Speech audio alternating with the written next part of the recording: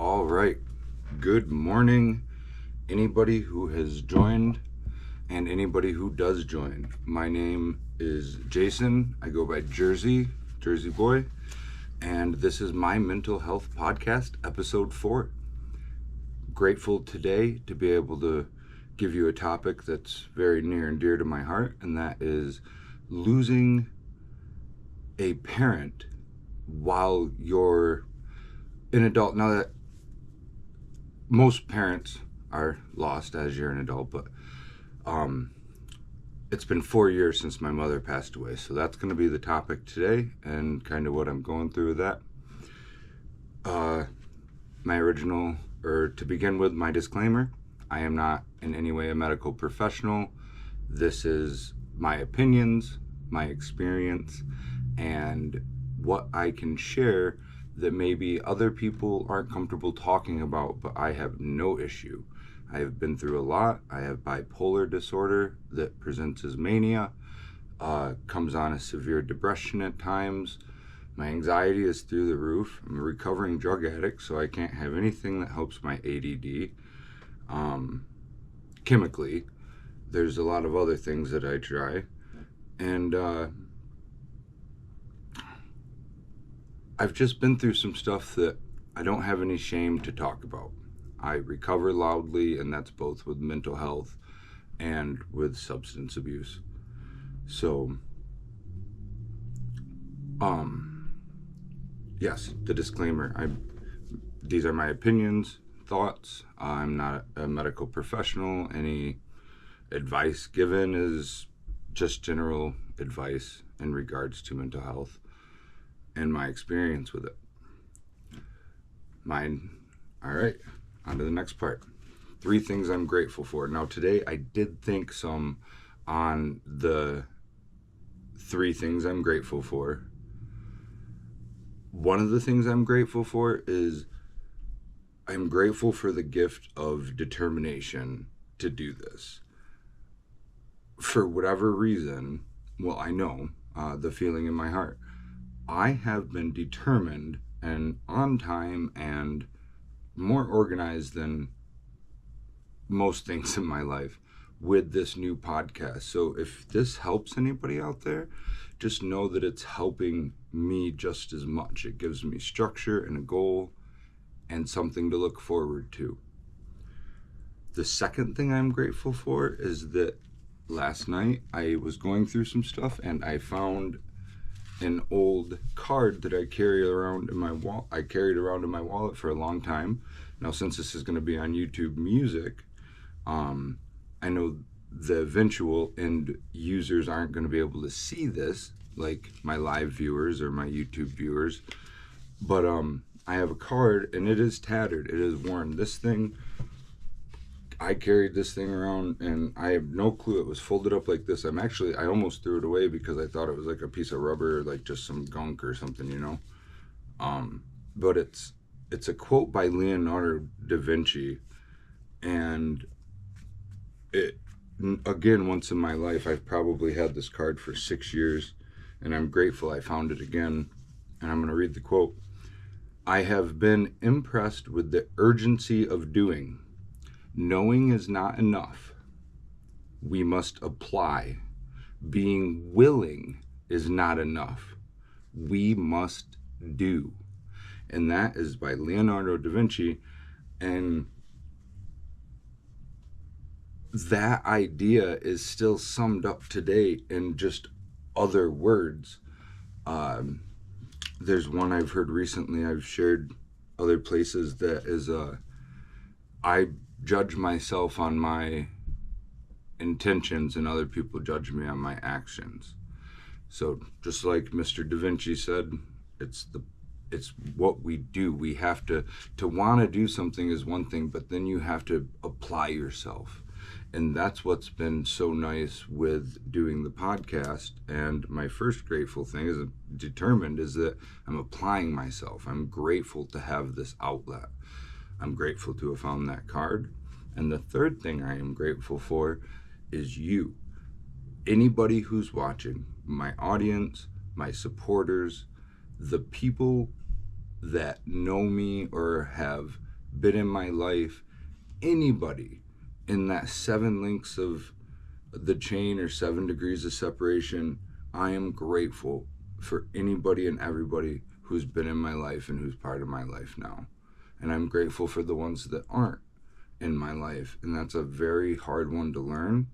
And that's almost the reason for today's topic, is that going through the healing process and being grateful for my mother when I had her in my life, and being grateful that she is probably in a better place now, or at least not suffering the way I could see her.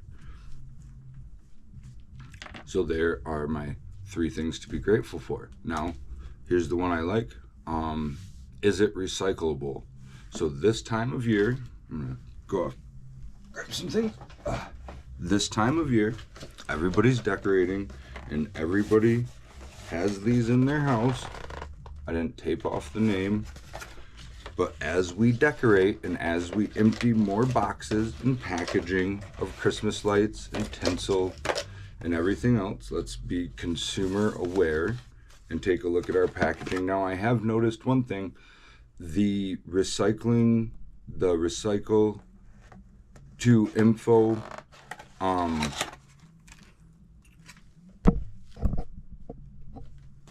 logo that I brought up on the other podcast, or showed you that is on some of the things, that is showing, I haven't looked it up yet, but that is showing more prevalent to just being an America type thing, or a United States thing, I think. Again, I haven't looked into it, because as I get into the packaging, like this is from the Philippines, and the packaging from China doesn't have that same, info, recycle to info.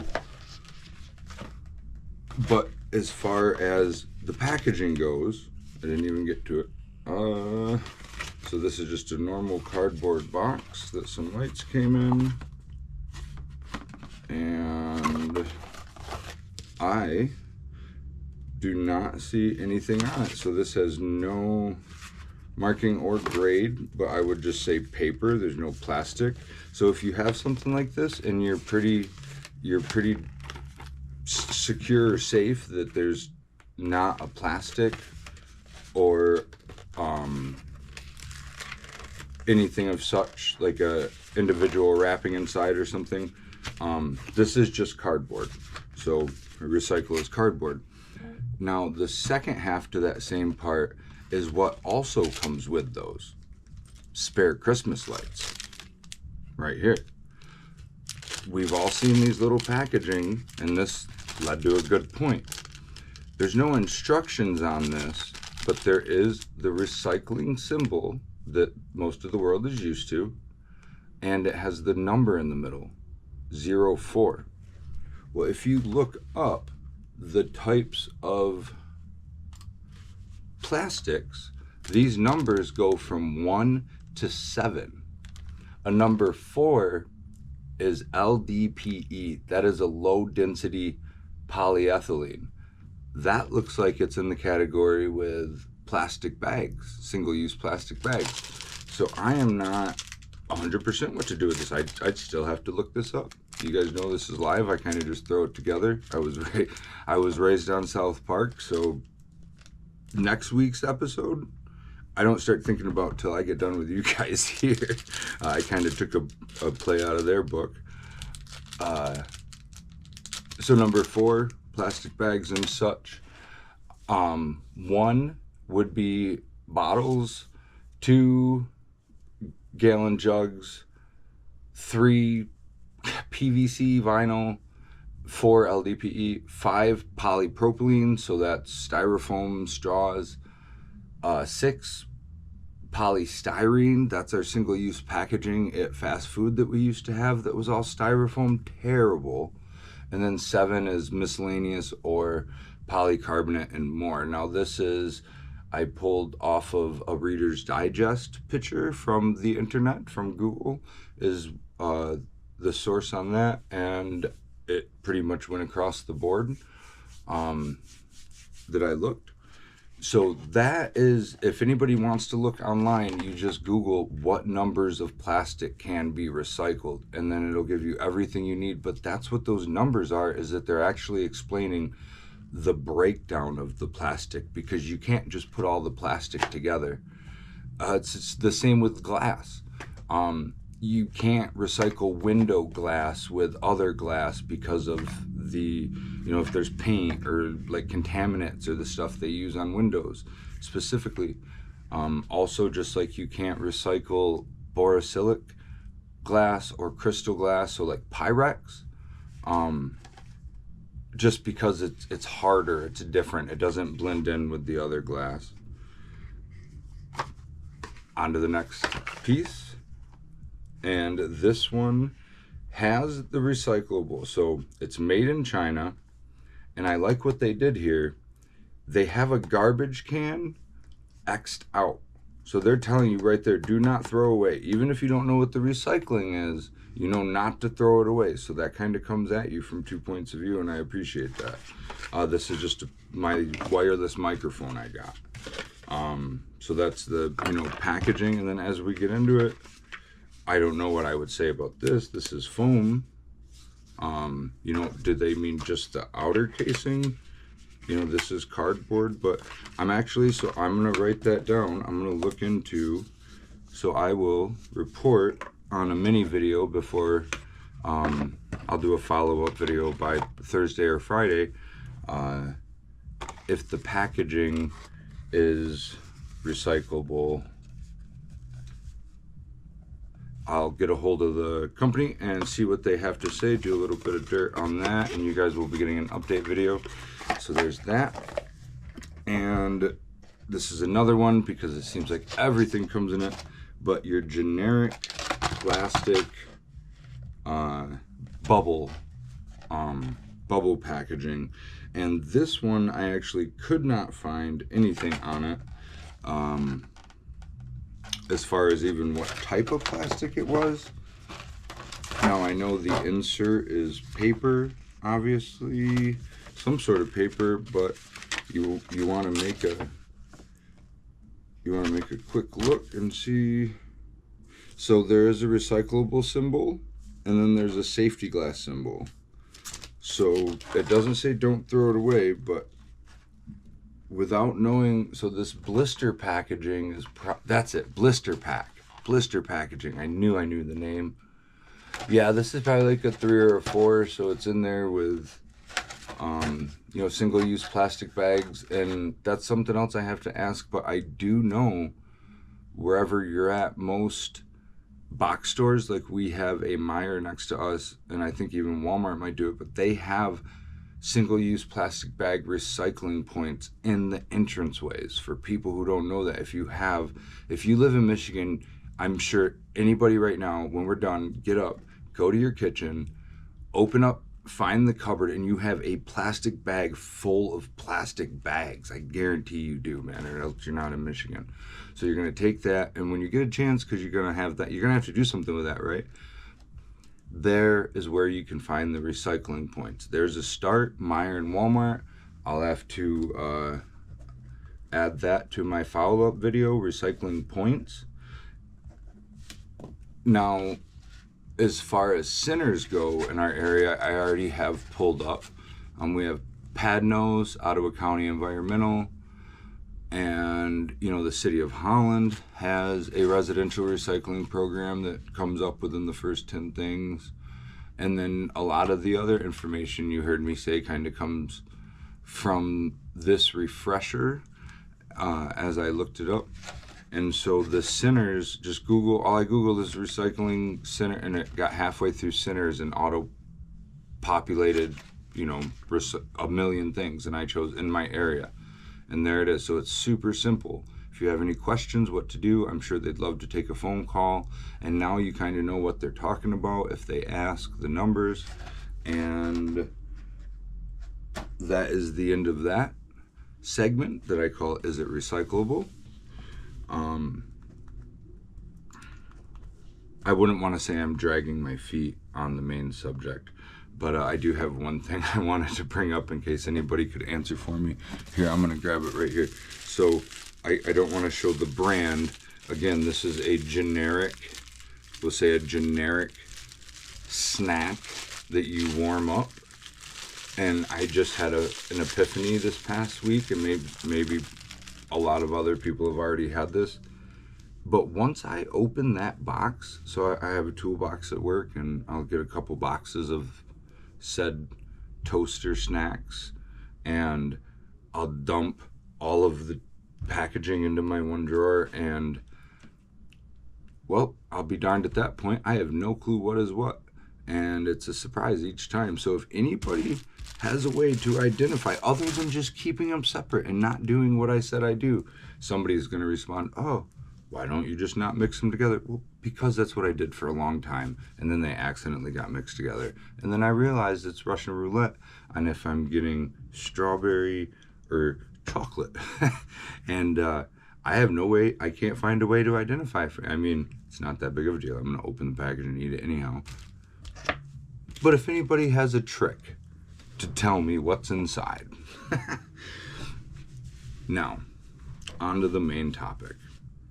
Losing a parent as an adult.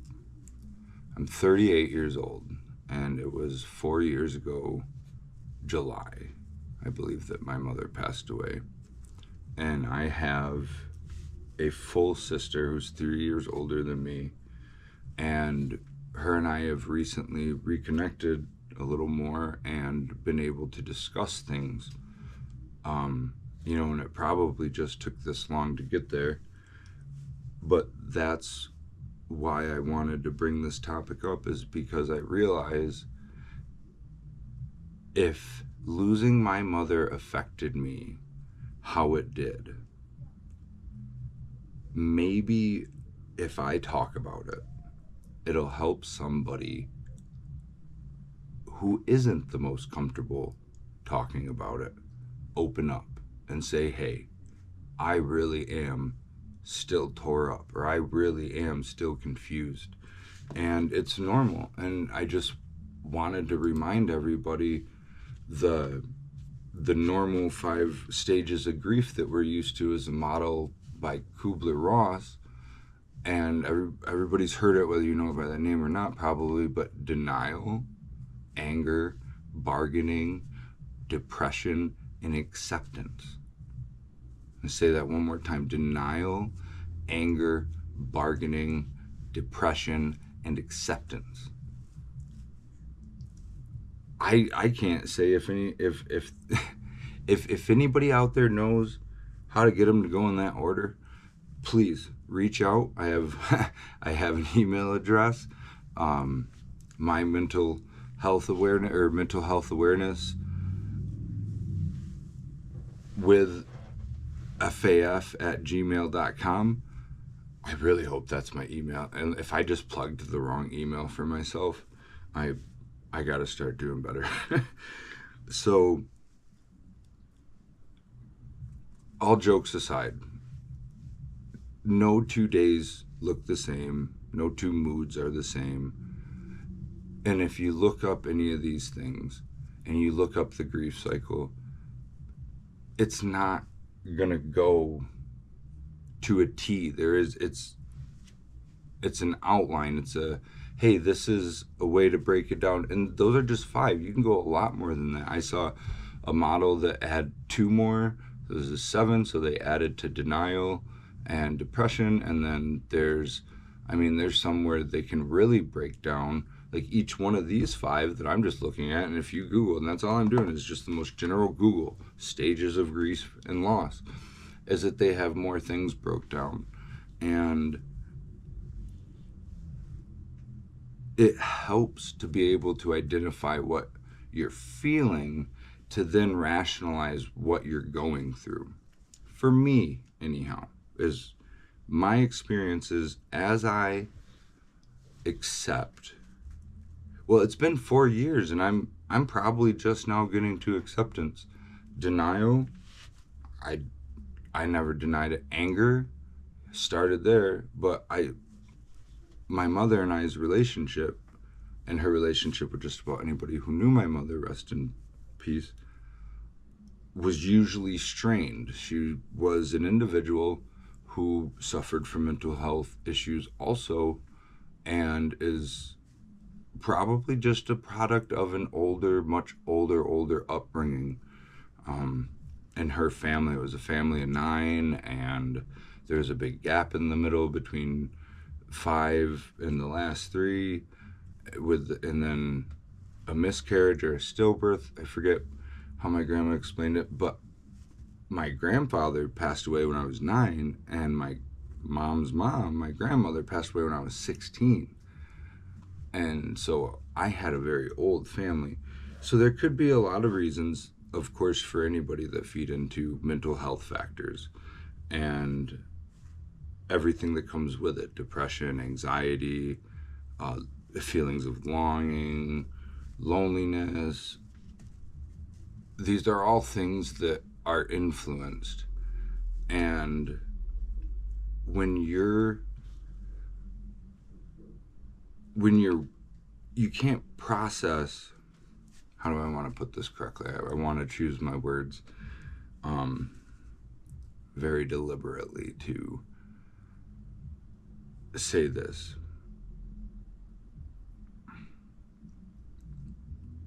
I thought I was never going to be upset when my mom passed away.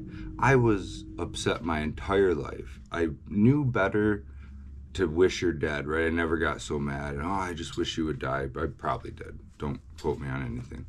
But I'm glad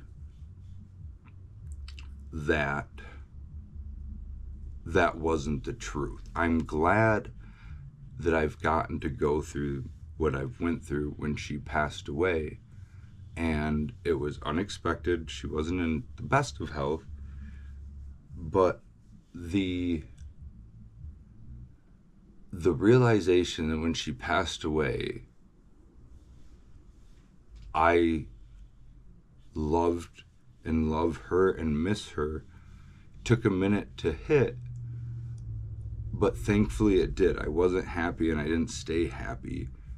Luckily, anything like that as a kid, because maybe some of my listeners or viewers have been in those situations, and it's, when we were kids, I can't, we say a lot when we're upset, we say a lot of things we don't mean. But when she passed away, I was able to start reconciling some of the issues I have with my childhood for the first time, because she wasn't available for me to ask questions. And I've realized a lot of the stuff that I am still processing, or just now have processed in the last 4 years, are things that weren't my issue at all. They were misleadings, they were wrong stories, they were different points of view on a story, and it was me getting myself worked up over things. Once she wasn't there to keep egging some of these things on, and also myself, because you think I'm, after 34 years, and I was a shithead. Like, dude, my mom and I stole from her. I totaled cars. I never paid rent when I have as an adult child.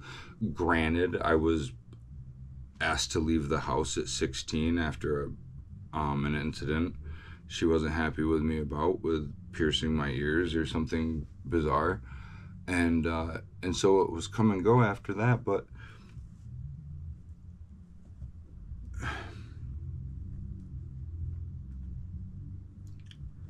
But now,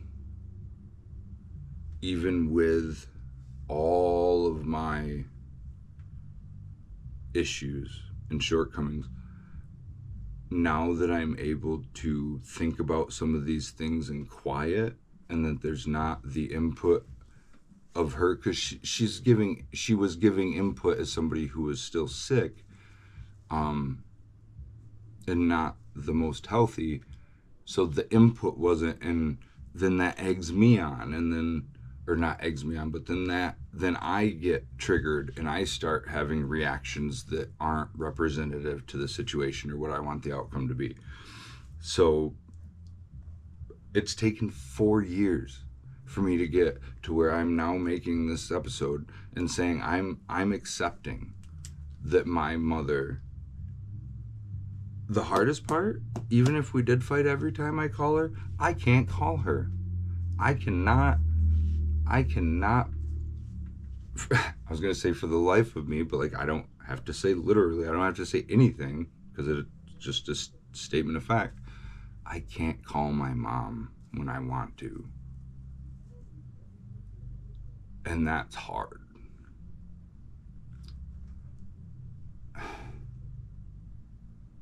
Even without the best relationship, she was still there.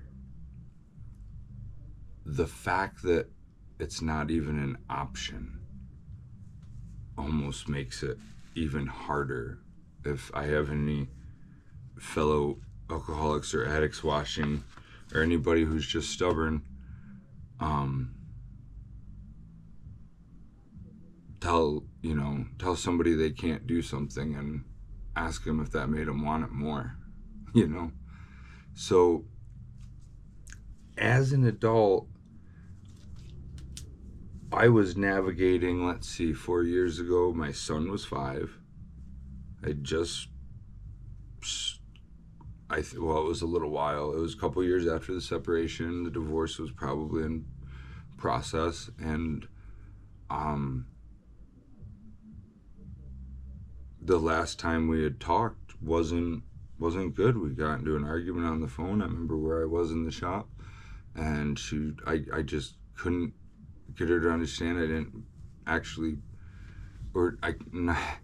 that's an issue. I couldn't get somebody to understand. No, then you need to, whatever the argument was, I was unable to apologize or calm her down. And I remember she got really mad and hung up on me. And then I think that was the last time I talked to my mother. And then the next time she came up was when I was being told by my stepmom, who delivered the news that she had passed away unexpectedly. So be sure to understand, time is not guaranteed, and we should be grateful for people when we have them. We should be grateful for the people we don't have, because they can be influencing us negatively.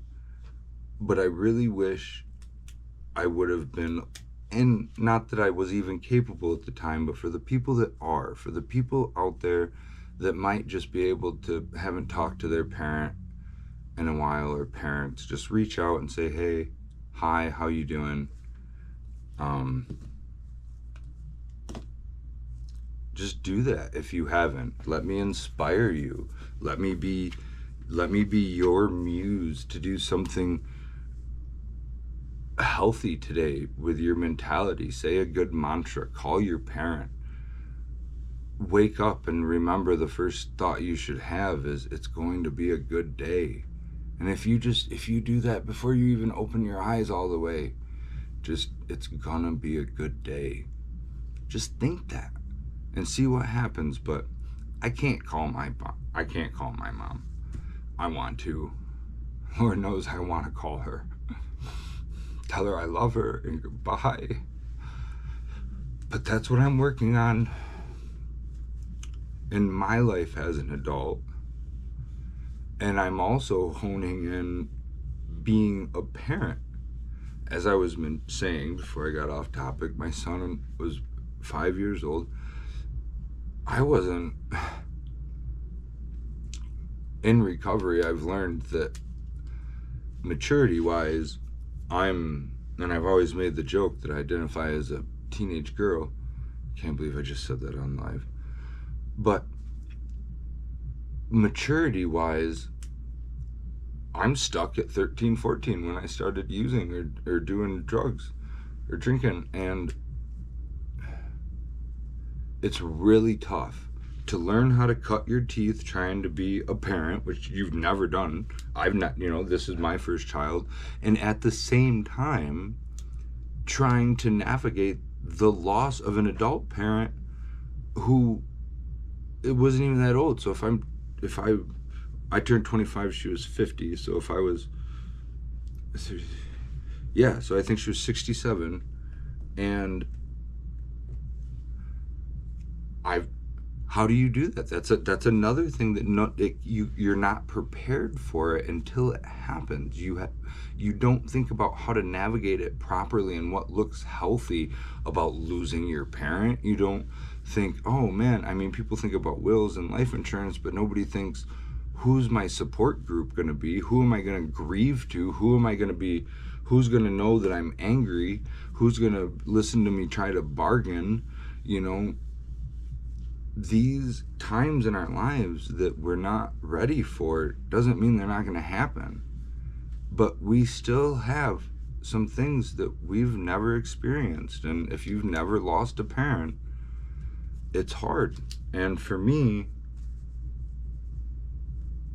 it's been a journey, and that journey is what I want to share and what I have shared to do with my mental health, because I have to have grace when I think about her, the same grace that I ask other people to have with me, maybe when I'm being anxious or having a bad day. But now with a clearer focus, when I look back, I have to take that lens of, I have to take that lens that I see, that grace that I see her actions from, and I have to put that in front of the memories I have to get to heal from those memories. I have to remember when I look back is that, maybe zoom out some and look at the time around it and what was she going through, right? Because now that I have a parent, or now that I am a parent, now that I have a child, I didn't get the instruction book. I didn't get the manual.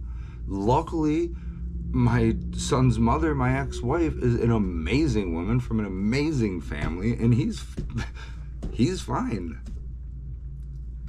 And I'm still trying to pull my shit together. And I will. Part of that is figuring out how to navigate things I've never navigated. The death of my mother is one of them. Hence why we're here now. I hope me talking about it helps somebody else talk about it. Yes, and grown men do cry. I will, if anybody stays continuing with me on this podcast, you might as well get used to it now. I'm great at it. And we do have feelings, and everybody has feelings, and that's really what I wanted to bring to this week's episode about mental health awareness. Is everybody has their own stuff, and everybody affects people around them, and everybody's affected by people around them, and everybody may grieve differently in this cycle, and everybody might have their own coping mechanisms, and hopefully, I'm speaking of the healthy ones. But we're not all the same, and we're not going to all heal the same. We're not going to grieve the same. And so that's why I wanted to be a voice who's not afraid to cry or crackle a little bit and get out there. Because let's face it, I don't know how to work that YouTube algorithm. Tell me how to get money. Tell me how to do YouTube money, and I would do it, okay? I'm not, that's beyond me. But I do know how to talk. I do know how to talk. I do love my camera. And I love sharing my stories. So that is what I'm doing. What I can do. I want to bring something to the people on YouTube that isn't just stuff about how to do YouTube. It's stuff about real life. It's broadcasting myself, and that means broadcasting my story as well. And so I am right back to the beginning, very, very grateful for everybody watching and everybody in my life. There is a hard lesson that I learned that it's going to be one of my last sharing points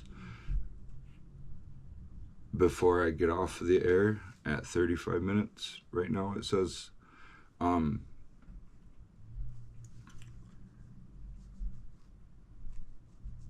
I've learned from a couple of close friends this past week, and I've always known it, but I had to be told by some people that I would listen to, and I had to learn the hard way, of course, and lost one of them for good. As in future relationships and everything, fine. But the only reason these people told me this is because I had upset them or negatively affected them. And so this week's reminder for myself was that my mental health can be so bad sometimes that's when I have to be aware of how it's rubbing off on the people around me or how it's affecting the people around me. And the longer I bring that into somebody's life, the longer somebody's with you, the more it affects them. And realizing that from the individual that I've known for a couple years to the individual that I've known for 5 years to my dead mom, who I knew for 34 years. I don't remember the first 30. But if you think about mental health being generational, well, so I already have it, genetics, from her. But then her mental health is rubbing off on me, and then now my mental health is rubbing back off on her. And there's no easier way to put it than in life and in mental health and in navigating things we're not used to, there needs to be such a great amount of understanding and acceptance, and other people are people too. And until you have went through somebody else's life in their shoes, I don't think it's a reason to be anything other than kind and courteous. And when it's time that you need somebody, then that's when you'll probably get that payback of, so just make sure to be there, because you never know when you're going to need somebody there for you, is all I'm trying to say. I kind of started through that last one. Oh shit, I don't even have my earrings in. Sorry, I just turned on my camera. So you guys, that is pretty much going to wrap up my 4th episode of my podcast, my mental health podcast. Thank you for sitting with me again, those who did and those who watch in the future. If you haven't already, please like, and if you don't mind, subscribe. Those are all things that are really cool for the YouTube algorithm machine. And